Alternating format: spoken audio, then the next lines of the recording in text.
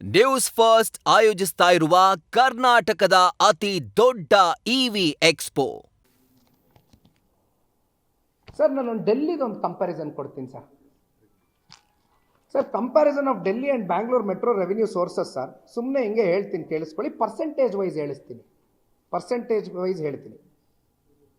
Delhi metro fare revenue, non fare revenue sir.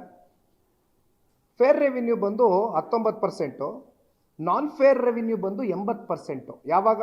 2020-21 sir. ಬೆಂಗಳೂರದು compare ಮಾಡೋಣ sir. Fare revenue ಬಂದು ಡೆಲ್ಲಿದೆಷ್ಟು 19%, ನಮ್ಮ ರಾಜ್ಯದ್ದೆಷ್ಟು, ಬೆಂಗಳೂರದೆಷ್ಟು 77% sir. 77% fare revenue. Non fare revenue ಎಷ್ಟು? ಡೆಲ್ಲಿದು 80%, ಇವ್ರದ್ದು 22%.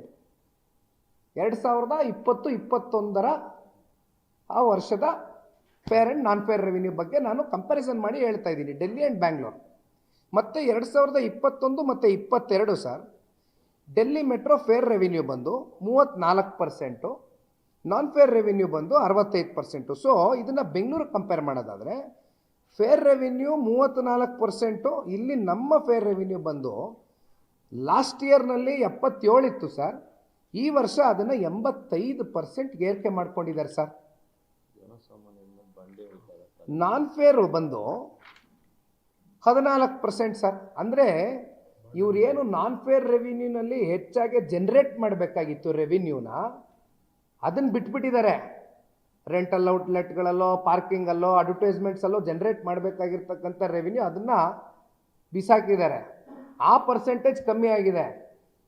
ಆದರೆ ದಿನನಿತ್ಯ ಟ್ರಾವೆಲ್ ಆಗ್ತಕ್ಕಂಥ ಕಮ್ಯೂಟರ್ಸ್ ಏನಿದ್ದಾರೆ ನಮ್ಮ ಬೆಂಗಳೂರು ಸಿಟಿನಲ್ಲಿ ಪ್ರಯಾಣಿಕರು, ಅವ್ರ ಮೇಲೆ ನೀವು ಹೆಚ್ಚು ಒತ್ತಡವನ್ನು ಹಾಕ್ತಾ ಇದ್ದೀರಿ, ಅವ್ರ ಮೇಲೆ ಹೊರೆ ಹಾಕ್ತಾ ಇದ್ದೀರಿ. ವಸೂಲಿ ಮಾಡ್ತಕ್ಕಂಥದ್ದಕ್ಕೆ ಇವತ್ತು ನಮ್ಮ ಜನಗಳ ಮೇಲೆ ನೀವು ಒತ್ತಡವನ್ನು ಏರಿಸಿ ಈ ಸಿಸ್ಟಮ್ನ ಅಳವಡಿಕೆ ಮಾಡ್ಕೊಂಡಿದ್ದೀರಿ.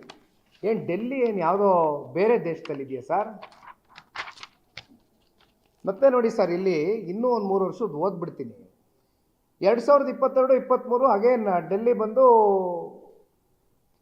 46% ಇದೆ ಫೇರ್. ಇದು ಇಲ್ಲಿ 91%ಗೆ ಹೋಗಿದೆ ಸರ್. 85ರಿಂದ 91ಗೆ ಹೋಗಿದೆ ಸರ್ ಅಗೇನ್. ಸೊ ಈ ರೀತಿ ಹೇಳ್ತಾ ಹೋದರೆ ಫೇರ್ ಆ್ಯಂಡ್ ನಾನ್ ಫೇರ್ ಇವತ್ತೇನು ನಾನು ಡಿಸ್ಕ್ರಿಪ್ಷನ್ ಕೊಟ್ಟೆ ನಿಮಗೆ ಸರ್. ಈಗ ನಾನೊಂದು ಮಾತು ಕೇಳ್ತೀನಿ sir, as A common man ಪರವಾಗಿ ಒಂದು ಮಾತು ಕೇಳೋಣ.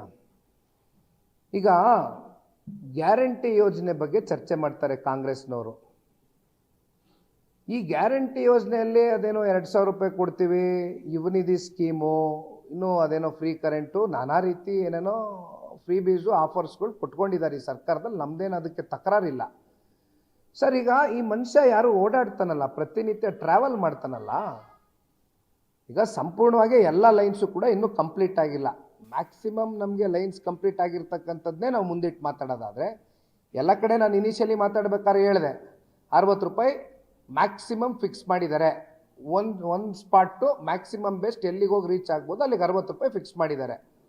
ಆದರೆ ಬೆಂಗಳೂರದು 90 ರೂಪಾಯಿಗೆ ಹಾಕಿದ್ದಾರೆ ಅಂದೆ ಸರ್. ಈಗ ಅವ್ನು ಮನೆ ಬಿಟ್ಟು ಅವ್ನ ಕೆಲಸಕ್ಕೆಲ್ಲ ಆಫೀಸ್ಗೋ ಅಥವಾ ಇನ್ನೆಲ್ಲೋ ಕೆಲಸಕ್ಕೆ ಹೋಗ್ತಾನೆ ಅಂತ ಅನ್ಕೋಣ, ಎಲ್ಲ ಅವ್ನು ವರ್ಕ್ ಸ್ಪೇಸ್ಗೆ ಹೋಗ್ತಾನೆ, ಅವನು 90 ರೂಪಾಯಿ ಕಟ್ತಾನೆ ಬರೀ ಹೋಗೋಕ್ಕೆ, ಮನೆ ಬಿಟ್ಟು ಹೋಗೋಕ್ಕೆ 90 ರೂಪಾಯಿ, ವಾಪಸ್ ಅವ್ನು ಮನೆಗೆ ಬರೋದಕ್ಕೆ 90 ರೂಪಾಯಿ ಕೊಡ್ತಾನೆ. ಅದ್ರ ಮಧ್ಯೆ ಅವನು ಏನಾದ್ರು 2 ವೀಲರ್ ತೊಗೊಂಬಂದಿದ್ರೆ ಆ 2 ವೀಲರ್ನ ಪಾರ್ಕಿಂಗ್ ಮಾಡಿದ್ರೆ ಆ ಪಾರ್ಕಿಂಗ್ ಚಾರ್ಜಸ್ ಬೇರೆ ಕಟ್ಟಬೇಕು. ಸೊ ದಿವಸಕ್ಕೆ ಎಷ್ಟಾಯಿತು ಆ ಕಮ್ಯೂಟ್ರ್ ಮೇಲೆ? 250 ರೂಪಾಯಿ ಬರ್ಡನ್ ಆಗ್ತಾ ಇದೆ ಒಂದು ದಿವಸಕ್ಕೆ ಸರ್. ತಿಂಗಳೆಲ್ಲ ಅವ್ರು ಕೆಲಸ ಮಾಡಲ್ಲ ಅಂತ ಅನ್ಕೋಣ ಸರ್. ಒಂದು 25 ದಿನ ವರ್ಕಿಂಗ್ ಡೇಸ್ ಇರ್ಬೋದಾ ಸರ್? ಒಂದು 4-5 ದಿನ ರಜೆ ಇರ್ಬೋದಾ ಸರ್? 6 ದಿನ ರಜೆ ಇರ್ಬೋದು ಸರ್ ಮ್ಯಾಕ್ಸಿಮಮ್ ಸರ್. 25 × 250 ರೂಪಾಯಿ ಎಷ್ಟಾಯಿತು ಸರ್ ಪರ್ ಡೇ? 4,000ನೋ 5,000ನೋ 6,000ನೋ ಆಯ್ತಲ್ಲ ಸರ್. ಸರ್ ಅವ್ನು ಎಷ್ಟು ದುಡಿತಾ ಇರ್ತಾನೆ ಸರ್? ಅವ್ನು ಸಂಬಳ ಎಷ್ಟು ತೊಗೊಳ್ತಾ ಇರ್ತಾನೆ? ಅವ್ನ ಜೀವನ ಯಾವ ರೀತಿ ಸಾಗಿಸ್ತಾ ಇರ್ತಾನೆ? ಒಂದು ಕಡೆ ನೀವು ಹೇಳ್ತೀರಿ ಮಾತೆತ್ತಿದ್ರೆ ಬೆಂಗಳೂರು ಟ್ರಾಫಿಕ್ ಸಮಸ್ಯೆ ನಮಗೂ ಗೊತ್ತು, ನಿಮಗೂ ಗೊತ್ತು ಸರ್. ಒಂದು ಜಾಗದಿಂದ ಒಂದು ಜಾಗಕ್ಕೆ ಹೋಗಬೇಕು ಅಂದರೆ ಅವರ್ಗಟ್ಟಲೆ ಗಾಡಿನಲ್ಲಿ ಕೂತ್ಕೋಬೇಕು. ಅದಕ್ಕೆ ಅಲ್ವಾ ಸರ್ ಪಬ್ಲಿಕ್ ಟ್ರಾನ್ಸ್ಪೋರ್ಟ್ ಮಾಡಿರೋದು ಸರ್. ಪಬ್ಲಿಕ್ ಟ್ರಾನ್ಸ್ಪೋರ್ಟ್ನ ನೀವು ಎಂಕರೇಜ್ ಮಾಡಬೇಕು ಅಂತ ಹೇಳಿದ್ರೆ ಈ ರೀತಿ ನೀವು 250 ರೂಪಾಯಿ ಒಬ್ಬ ಸಾಮಾನ್ಯ ಮನುಷ್ಯನ ಜೇಬ್ಗೆ ಕತ್ತಿ ಹಾಕ್ಕೊಂಡು ದುಡ್ಡನ್ನು ವಸೂಲಿ ಮಾಡ್ಕೊಂಡು ಕೂತ್ಕೊಂಡ್ರೆ ಅವನು ಎಲ್ಲಿಂದ ಓಡಾಡ್ತಾನೆ ಸರ್ ಪಬ್ಲಿಕ್ ಟ್ರಾನ್ಸ್ಪೋರ್ಟ್? ಅವ್ನು ಯಾಕೆ ಸರ್ ಪಬ್ಲಿಕ್ ಟ್ರಾನ್ಸ್ಪೋರ್ಟಲ್ಲಿ ಓಡಾಡಬೇಕು? ಮೆಟ್ರೋ ಯಾರಿಗೋಸ್ಕರ ಮಾಡಿದ್ದೀರಾ ಸರ್? ಕಾಮನ್ ಮ್ಯಾನ್ಗೋಸ್ಕರ ಮಾಡಿದ್ದೀರಾ ಮೆಟ್ರೋ? ಯಾರು ಓಡಾಡ್ಲಿಕ್ಕೆ ಆಗ್ತದೆ? 5,000 6,000 ಖರ್ಚು ಮಾಡಿಕೊಂಡು ಪ್ರತಿ ತಿಂಗಳು ಅವ್ನಿಗೆ ಬರ್ತಕ್ಕಂಥ 18,000ನೋ 20,000ನೋ 25,000 ಸಂಬಳದಲ್ಲಿ 25% ನೀವು ಇಲ್ಲೇ ತೊಗೊಂಡ್ಬಿಟ್ರೆ ಪ್ರತಿನಿತ್ಯ ಟ್ರಾವೆಲ್ ಮಾಡುವಂಥದ್ದಕ್ಕೆ ಮೆಟ್ರೋನಲ್ಲಿ, ಮತ್ತು ಅವ್ನು ಮತ್ತೇನು ಮಾಡ್ತಾನೆ? ಬಿಡಪ್ಪ 250 ರೂಪಾಯಿ ನನ್ನ ದಿವಸಕ್ಕೆ ನಾನು ಅಲ್ಲಿ ಮೆಟ್ರೋ ಕೊಡೋದು ಬದಲು ಆರಾಮಾಗಿ ನನ್ನ ಕಾರಲ್ಲೋ ನನ್ನ ಬೈಕಲ್ಲೋ ಓಡಾಡೋಣ ಅಂತ ಮತ್ತೆ ಅವನು ಬರ್ತಾನೆ. ಅದರಿಂದ ಟ್ರಾಫಿಕ್ ಕಂಜೆಷನ್ ಏನಾಗ್ತದೆ? ಹಂಗಾರೆ ಪಬ್ಲಿಕ್ ಟ್ರಾನ್ಸ್ಪೋರ್ಟ್ ಮಾಡಿರ್ತಕ್ಕಂಥ ಅರ್ಥ ಏನು? ಅಲ್ಲಿ ನೋಡಿದ್ರೆ 2,000 ರೂಪಾಯಿ ಗ್ಯಾರಂಟಿ ಸ್ಕೀಮು ಅಂತೀರಿ, ಇಲ್ಲಿ ನೋಡಿದ್ರೆ ಪಾಪ ಈ ಬಡವನ ಮೇಲೆ, ಈ ಅಮಾಯಕನ ಮೇಲೆ, ಈ ಮಧ್ಯವರ್ಗದ ಏನು ಪಾಪ ನಮ್ಮ ಜನತೆ ಇದ್ದಾರೆ ಪ್ರತಿನಿತ್ಯ ಓಡಾಡ್ತಕ್ಕಂಥವ್ರು ಕೆಲಸಕ್ಕೆ, ಅವ್ರ ಮೇಲೆ 5,000 ರೂಪಾಯಿ 6,000 ರೂಪಾಯಿ ಹೊರೆ ಹಾಕ್ತಾ ಇದ್ದೀರಿ.